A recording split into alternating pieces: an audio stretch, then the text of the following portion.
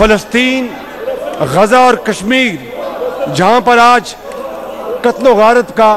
एक ऐसा बाज़ार गर्म है जो कि पूरी दुनिया में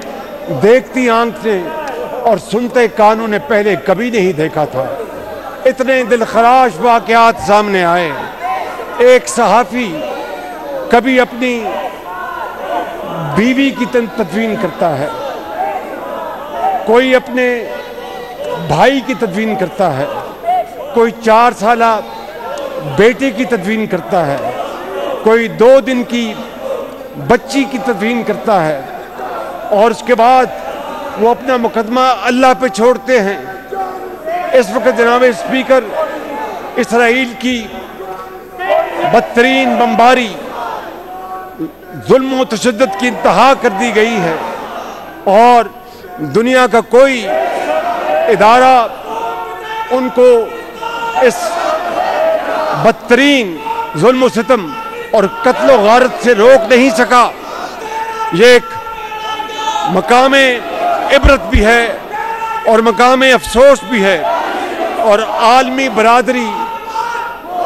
महवे तमाशाई बनी हुई है और कश्मीर में बेगुनाह कश्मीरियों का दिन रात उनका खून बहाया जा रहा है और कश्मीर की वादी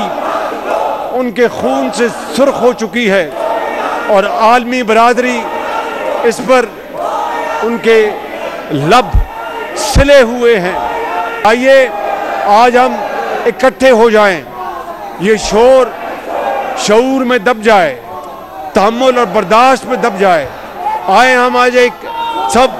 यकजान दो कालिब हो जाएं और फ़लस्तीन और गज़ा की